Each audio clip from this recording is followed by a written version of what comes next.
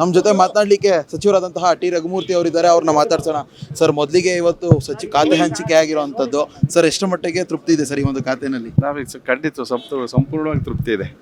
ಯಾಕೆಂದರೆ ನಮ್ಮ ಪರಿಶಿಷ್ಟ ಪಂಗಡದ ಇಲಾಖೆಯನ್ನು ಪರಿಶಿಷ್ಟ ST ವೆಲ್ಫೇರ್ ಏನು ಕಲ್ಯಾಣ ಇಲಾಖೆ ಏನಿದೆ ಆ ಜನಾಂಗಕ್ಕೆ ಸಂಬಂಧಿಸಿದಂಥ ಒಂದು ಇಲಾಖೆ. ಹಾಗಾಗಿ ನಾನು ಪರಿಶಿಷ್ಟ ಪಂಗಡದ ಒಂದು ರಿಸರ್ವೇಷನಿಂದ 3 ಬಾರಿ ಗೆದ್ದಿರ್ತಕ್ಕಂಥವನು. ನಮ್ಮ ವರಿಷ್ಠರು ತೀರ್ಮಾನ ಮಾಡಿ ಆ ಜನಾಂಗಕ್ಕೆ ನ್ಯಾಯ ಕೊಡೋಂಥ ಕೆಲಸ ಮಾಡಲಿ ಅಂತ ಹೇಳಿ ನನಗೆ ವಹಿಸಿದ್ದಾರೆ. ಅದಕ್ಕೆ ಪೂರಕವಾಗಿ ನಾನು ಕೆಲಸ ಮಾಡ್ತೀನಿ. ಸರ್, ನಾಳೆಯಿಂದ ಒಂದು ಅಧಿವೇಶನ ಸ್ಟಾರ್ಟ್ ಆಗುತ್ತೆ. ಈ ಒಂದು ಅಧಿವೇಶನದಲ್ಲಿ ವಿಪಕ್ಷಗಳ ವಿಚಾರವಾಗಿ, ಯಾಕೆಂದರೆ ಈಗ ಆಲ್ರೆಡಿ ಖಾತೆ ಹಂಚಿಕೆ ಲೇಟ್ ಆಗಿದೆ ಅಂತ ಸಾಕಷ್ಟು ಟೀಕೆಗಳನ್ನ ಏನು ವಿಪಕ್ಷದವ್ರು ಮಾಡ್ತಾ ಇದ್ರು.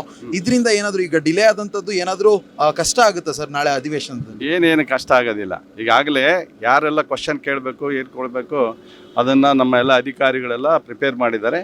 ಇವಾಗ ಸಂಬಂಧಪಟ್ಟ ನಾವೇನು ಸಚಿವರಿದ್ದೀವಿ ಅದರಿಂದ ಅವರಿಂದ ಮಾಹಿತಿಯನ್ನು ಪಡೆದು ಅದಕ್ಕೆ ಯಾವ ರೀತಿಯಾಗಿ ವಿರೋಧ ಪಕ್ಷದವ್ರು ಇರ್ಬೋದು, ಆಡಳಿತ ಪಕ್ಷದವ್ರು ಏನು ಮಾಹಿತಿ ಕೇಳ್ತಾರೆ, ಕ್ವಶನ್ಗಳು ಕೇಳ್ತಾರೆ, ಅದಕ್ಕೆ ಮಾಹಿತಿಯನ್ನು ಖಂಡಿತವಾಗಿ ಒದಗಿಸ್ತೀವಿ.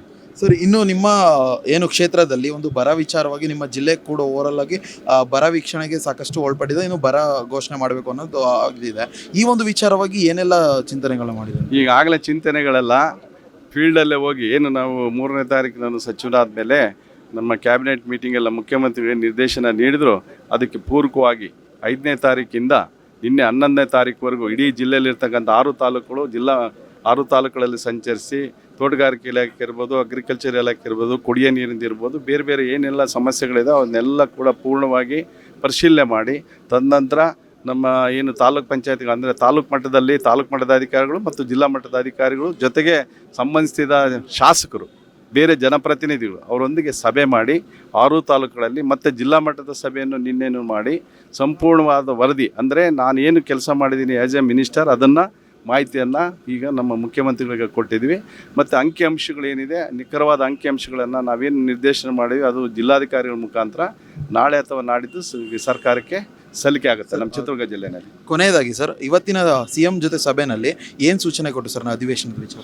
ಇದರಲ್ಲಿ ಅಧಿವೇಶನದಲ್ಲಿ ಏನಿದೆಯಲ್ಲ ಇದೆ ಅಧಿವೇಶನದಲ್ಲಿ ಯಾವ ರೀತಿಯಾಗಿ ನಾವು ಶಾಸಕರು ಸದನದಲ್ಲಿ ಏನು ಮೇಲ್ಮನೆ ಇರ್ಬೋದು, ವಿಧಾನಸಭೆ ಇರ್ಬೋದು, ವಿಧಾನ ಪರಿಷತ್ ಇರ್ಬೋದು, ಅದಕ್ಕೆಲ್ಲ ನೀವು ಸರಿಯಾದ ರೀತಿಯಲ್ಲಿ ಪ್ರಿಪೇರ್ ಆಗಬೇಕು, ಅವರಿಗೆ ಸರಿಯಾದ ರೀತಿಯಲ್ಲಿ ಉತ್ತರ ಕೊಡಬೇಕು ಅಂತ ಹೇಳ್ಬಿಟ್ಟು ಎಲ್ಲ ಚರ್ಚೆ ಆಯಿತು. Thank you sir. Thank you.